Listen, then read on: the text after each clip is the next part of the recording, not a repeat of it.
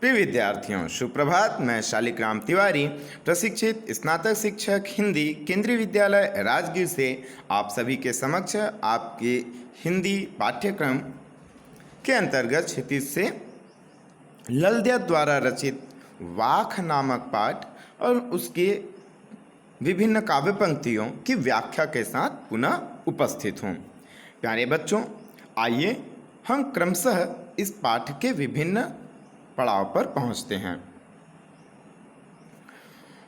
प्यारे बच्चों, सबसे पहले हम कवित्री के जीवन के बारे में कुछ जानने का प्रयास करते हैं। प्रस्तुत काव्य में प्रसिद्ध कश्मीरी कवित्री ललद्यत की वाख के नाम से जो चर्चित रचनाएं हैं, उसका हिंदी अनुवाद आप सभी के समक्ष प्रस्तुत किया गया है। और ललद्यत जो कवित्री हैं, उन्होंने अपने साहित्य के माध्यम से बिल्कुल उसी प्रकार के जागरण और जीवन संदेश देने का प्रयास किया है जिस प्रकार से हिंदी प्रदेश की प्रसिद्ध कवित्री मीरा ने अपनी रचनाओं में देने का प्रयास किया है। और यही कारण है कि ललद्यत को कश्मीर क्षेत्र की मीरा की उपाधि प्राप्त है। और वही हमारे आधुनिक हिंदी काव्य परंपरा में मीरा के रूप में उपाधि प्राप्त है महादेवी वर्मा को। ललद्यत ने धार्मिक आडंबरों का विरोध किया और प्रेम को ही सबसे बड़ा मूल्य माना है। तो प्यारे बच्चों, आइए हम कवित्री के जीवन से कुछ परिचित होने का प्रयास करते हैं। कश्मीर की लोकप्रिय कवित्री ललद्यत का जन्म 1320 ईस्वी के लगभग कश्मीर में पामपोर के सिमपुरा गांव में हुआ। उनके जीवन से संबंधित कोई प्रामाणिक तथ्य तो प्राप्त नहीं होते, परंतु उन्हें लल्लेश्वरी, लला, लल योगेश्वरी, ललारिफा आदि नामों से भी जाना जाता है। ललद्यत ने मीरा, तुलसी, कबीर आदि की ही तरह धर्म की मान्यताओं से ऊपर उठकर धर्म संबंधी जो कट्टर मान्यताएं हैं या आडंबर से युक्त मान्यताएं हैं, उनसे ऊपर उठकर उन्होंने मानव धर्म को ही सर्वोपरि माना और मानव प्रेम को ही प्रमुख स्थान वो अपने काव्य में, अपने साहित्य में देने में सक्षम रही हैं। और यही कारण है कि यहाँ हम वाख को स्पष्ट कर सकते हैं। जिस प्रकार साहित्य में मीरा के पद, कबीर की साखियाँ, तुलसी के पद, रहीम के पद आदि का स्थान है, बिल्कुल वही स्थान ललद्यत के वाख का भी स्थान है। वाख वास्तव में कश्मीरी साहित्य के अंतर्गत काव्य की शैली है जिसमें उन्होंने रचनाएं की हैं। अतः प्यारे बच्चों, वे धर्म की मान्यताओं, आडंबरों से ऊपर उठकर उस प्रभु भक्ति की अनिवार्यता पर जोर देती हैं जिससे उनका जीवन जुड़ा हुआ है। और ललद्यत का काव्य वाखों के लिए प्रसिद्ध है। उन्होंने अपनी रचनाओं में आम जनता की सरल भाषा का ही प्रयोग किया है जिससे जनमानस तक यह आसानी से पहुंच सके, क्योंकि यह बहुत बड़ा उद्देश्य है। मानवता धर्म के प्रचार का सर्वप्रमुख माध्यम रहा है।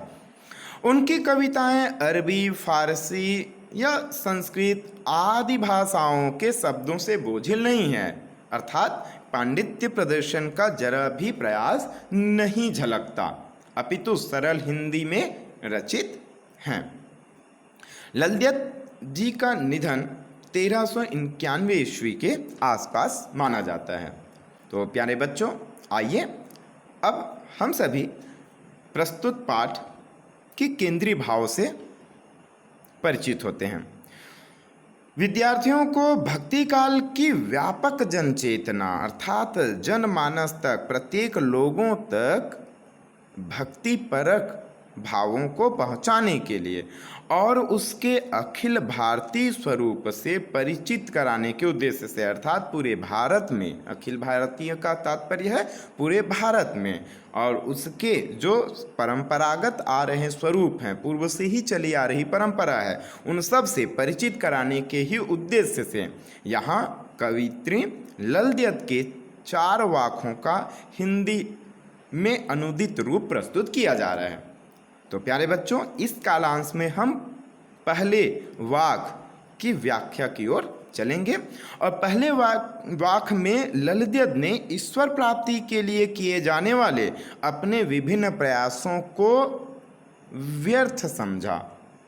क्यों? क्योंकि उन्हें अभी तक लगता है कि मुझे जब तक लक्ष्य की प्राप्ति नहीं हुई है तब तक मेरे ये सारे प्रयास व्यर्थ ही हैं, और इसी व्यर्थता की चर्चा उन्होंने अपने प्रथम वाक में किया है।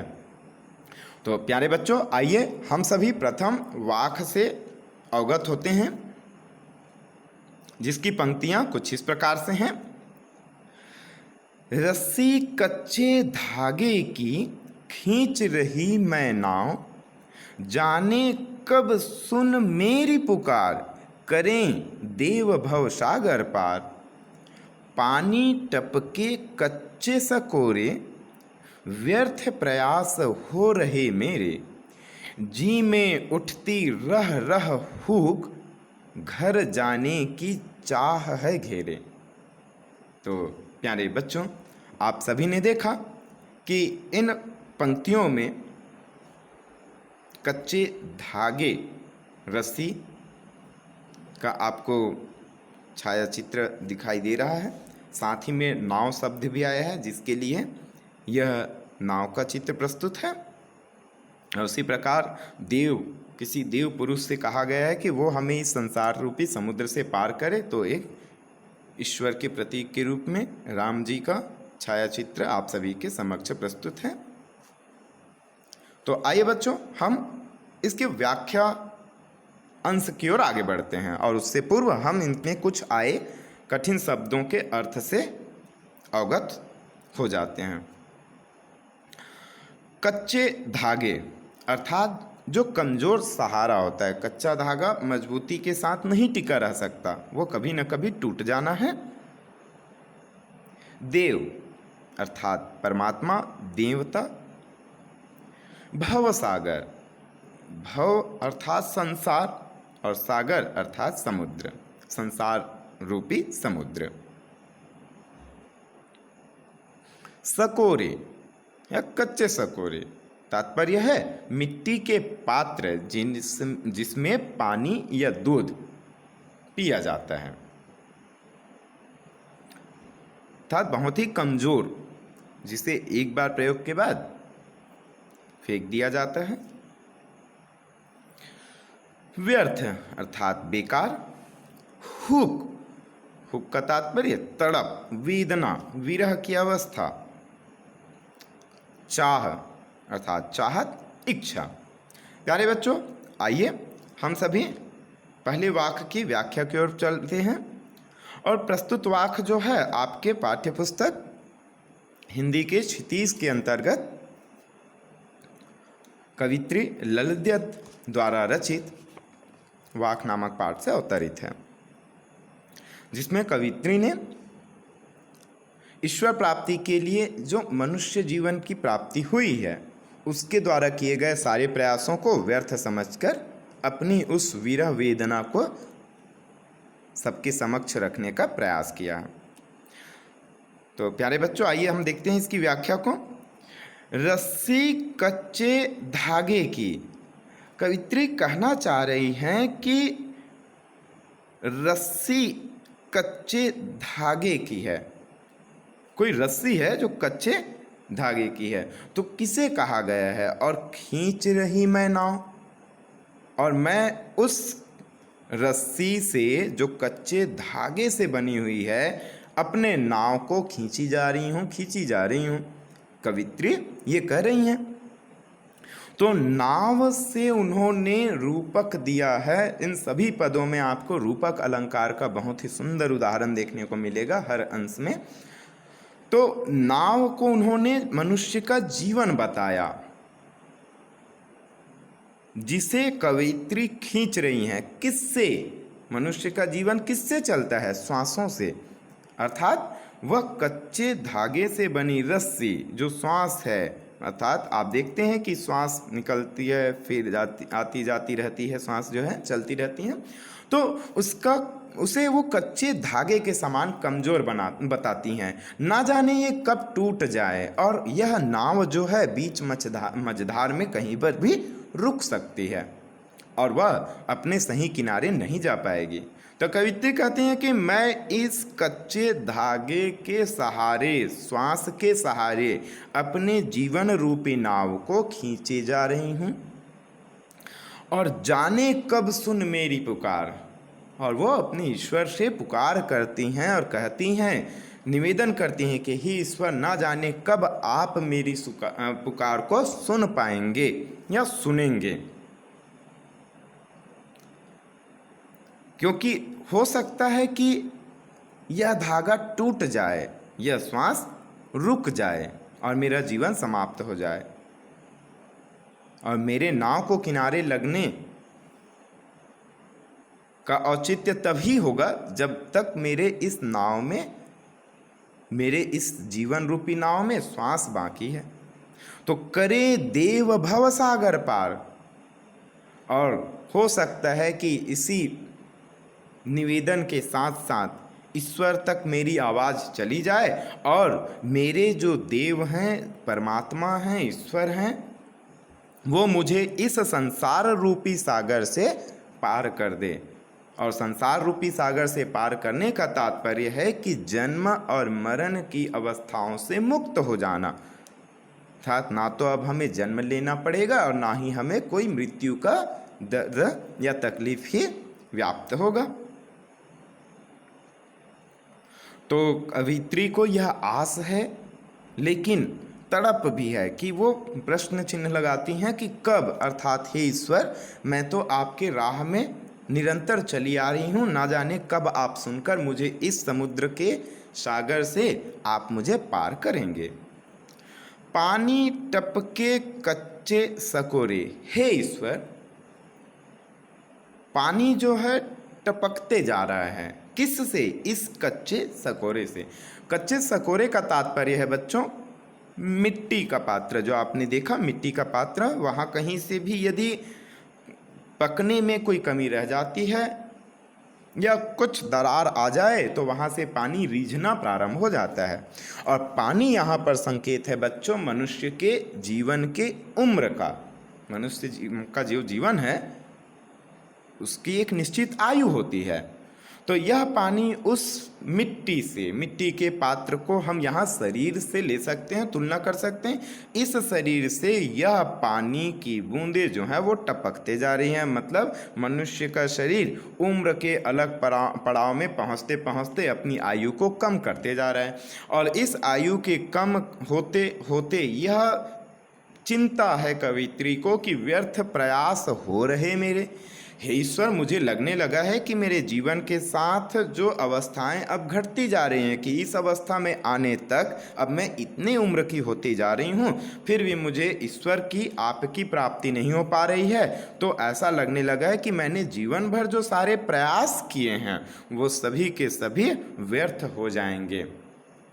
और इन्हीं तकलीफ़ों को सुनकर मुझे यह संदेह या ग्लानि होती है, तकलीफ़ होती है, जी में उठती रह रह हूँ। कवित्री कहती हैं कि हे ईश्वर, मैंने आपकी प्राप्ति का शायद गलत रास्ता तैयार किया या गलत रास्ता बना लिया। यहाँ वो चोट कर रही हैं कि जिस प्रकार मैंने मनुष्य विभिन्न प्रकार के धर्म और आडंबर में फंसकर ईश्वर प्राप्ति के गलत उदाहरण प्रस्तुत करते हैं, तो उस पर चोट करती हुई कवित्री कह रही हैं कि हे ईश्वर, मुझे अब उसका आभास हो रहा है कि मैंने वो सारे प्रयास गलत कर दिए, वो सब बेकार हो गया। तो वही ग्लानिवश मेरे हृदय में, जी का मतलब होता है हृदय, उठती रह रह हूँ। रह रह आप सभी देख रहे हैं बच्चों, यह पुनरुक्ति प्रकाश अलंकार के अंतर्गत है। तो रह रह कर अर्थात बार बार ही हूक उठ रही है, तड़प उठ रही है, वेदना वह निखर कर सामने आ रही है। और यह किस प्रकार की वेदना है? घर जाने की चाह है घेरे। हमें अपने वास्तविक घर में जाना है, क्योंकि हम इस संसार में जब आए थे उससे पहले भी हम इस संसार में नहीं थे और मृत्यु के बाद भी इस संसार में नहीं रहेंगे। अर्थात हमारा यह घर वास्तविक नहीं है, यह वास्तव में एक किराए के घर के समान है, जिसका हमें किराया अदा करना और उसके बाद इस घर को हमें छोड़कर चले जाना है। तो हे ईश्वर, इससे पूर्व ही मुझे अपने घर तक, वास्तविक उद्देश्य तक आपकी प्राप्ति करा दीजिए। यह कवित्री की ललक, यह वेदना सामने आ रही है। तो यहाँ आपने इस प्रकार से इसकी व्याख्या को समझा। आइए बच्चों, हम इसके काव्यगत सौंदर्य से परिचय ले लेते हैं, से परिचित हो जाते हैं। कवित्री ललद्यद ने प्रस्तुत वाक के माध्यम से मनुष्य को सजग किया है। यह सचेत करते हुए कहा है कि समय रहते ही हमें अपने वास्तविक घर अर्थात ईश्वर की पहचान कर लेनी चाहिए। भाषा, यहाँ आपने देखा, शुरुआत में ही आपको बता दिया गया था कि कश्मीरी भाषा से अनुदित यह काव्यांश है और हिंदी में आपको देखने को मिला। शैली जो है आपने देखा कि यह कश्मीर वाक काव्य शैली है, जो कश्मीर में प्रसिद्ध है, प्रचलित है। रस के रूप में आपने देखा बच्चों, यहाँ पर भक्ति परक भी कुछ बातें हैं, भक्ति रस से संबंधित कुछ पंक्तियाँ हैं। कुछ पंक्तियों में आपने शांत रस भी देखा, जहाँ भक्ति रस है वहाँ शांत का भी होना आवश्यक है। परंतु अंतिम पदों में आपने देखा वियोग श्रृंगार की सुंदर छटा आपको देखने को मिला। प्यारे बच्चों, अलंकार के रूप में आपने पूरे पदों में अलंकार रूपक अलंकार को आपने देखा, जिसमें कच्चे धागे सांस के रूप में उसे स्वीकार किया गया है, नाव को ही जीवन मान लिया गया है, भव को सागर अर्थात इस संसार को सागर माना गया, पानी की तुलना बिल्कुल हम उम्र के रूप में कर सकते हैं, और कच्चे सकोरे अर्थात कच्चे मिट्टी का बना शरीर, पात्र। तो इस प्रकार से आपने इन पदों में रूपक अलंकार की अनुपम छटा देखी। और एक जगह आपने देखा रह, तो वहाँ पुनरुक्ति प्रकाश अलंकार भी दृष्टिगोचर हुआ। प्यारे बच्चों, गुण के रूप में आप देख सकते हैं काव्य गुण के अंतर्गत इसमें प्रसाद एवं माधुर्य गुण दोनों ही आपको देखने को मिला। प्यारे बच्चों, आपने जिस प्रकार से इन पदों में रूपक अलंकार के माध्यम से अन्य प्रतीक को लेकर समझाया गया है, तो आइए बच्चों हम एक छोटा सा प्रयास करते हैं इस पूरे जीवन को समझने का। इनके रूपक को हम इस प्रकार से भी समझ सकते हैं। यदि हम तुलना करें अपने पूरे जीवन को, तो यह बिल्कुल एक यात्रा के समान है। जिस प्रकार यात्रा करने के लिए कोई यात्री निकलता है, उसी प्रकार किसी जीवन को व्यतीत करने के लिए कोई आत्मा किसी शरीर में प्रवेश करता है। आध्यात्मिक जगत के अंतर्गत यह चर्चा है। अब यात्री जो होता है विभिन्न प्रकार के वाहनों का तलाश करता है, वैसे ही आत्मा जो है 84 लाख जो योनियां कही जाती है, शरीरधारी जो बोले जाते हैं, उनमें भी वह देखता है कि किस वाहन को या किस शरीर को स्वीकार किया जाए। तो हम देखते हैं यात्री ने चलिए अपनी सुविधा के लिए रेलगाड़ी रूपी वाहन, रेलगाड़ी को वाहन के रूप में चुना। तो वैसे ही हम देखते हैं आत्मा ने भी देखा कि मनुष्य का शरीर बहुत ज़्यादा सुंदर है और विभिन्न प्रकार के साधनों से युक्त है, सुख सुविधाओं से युक्त है।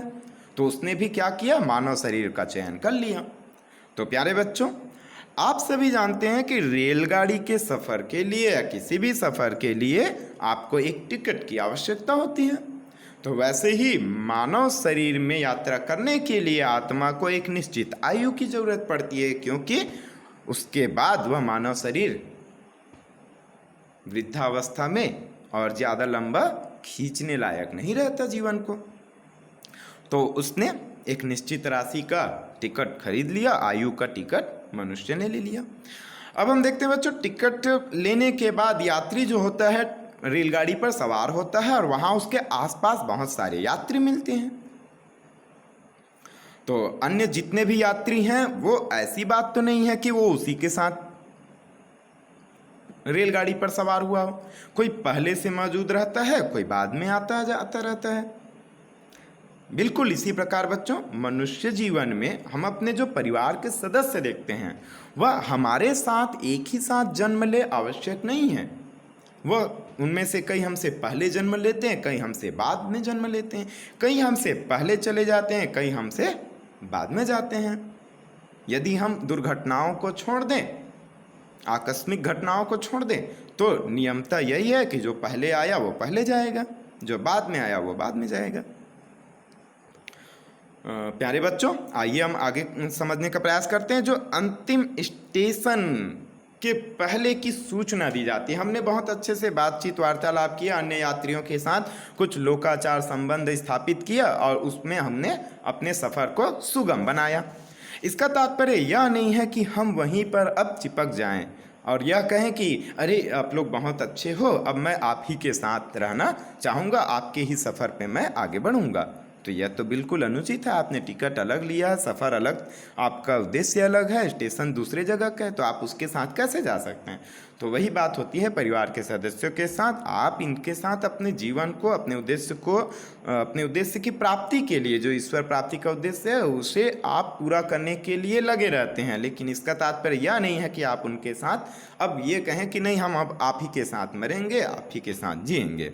तो यह जो आध्यात्मिक दृष्टिकोण से मोहग्रस्तता है उसे हमें मुक्त होना होगा, उससे हमें मुक्त होना होगा।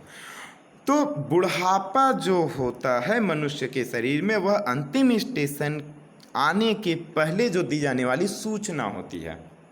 बिल्कुल आपको सूचित किया जाता है कि अंतिम स्टेशन आने वाला है, आप अपना बोरिया बिस्तर संभाल कर रखें, तैयार रखें, उतरने के लिए तैयार रहें।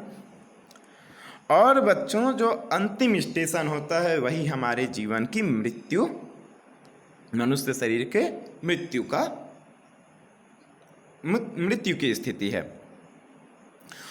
अब होता यह है कि जो व्यक्ति मृत्यु के समय जो तकलीफ होती है वो बिल्कुल इसी प्रकार है कि कोई यात्री अंतिम स्टेशन आने की सूचना सुनकर भी अपने स्टेशन पे उतरने के लिए तैयार नहीं हो पाया और वह अंतिम समय में अपने एकदम स्टेशन से, अब गाड़ी अंतिम स्टेशन पे रुकी, फिर जाने को तैयार है, तब अपना वह सामान ज़बरदस्ती बांधने को तैयार हो रहा है और नहीं हो पाया, नहीं जाना चाह रहा है। तो होता क्या है, आपका टिकट चेकर आता है काला कोट पहने हुए। वैसे ही हमारे जीवन में यमराज जी धार्मिक मान्यता के अनुसार काले कपड़ों में, काले भैंस की सवारी जो उनके लिए दर्शाया जाता है धर्मशास्त्रों में, उस पर आते हैं और टिकट चेकर धक्का मारकर आपको अपनी यात्रा से टिकट आयु देखकर ख़त्म कर देता है। वैसे ही यमराज आपकी आयु देखकर उस शरीर से आपको अलग कर देता है, आत्मा को।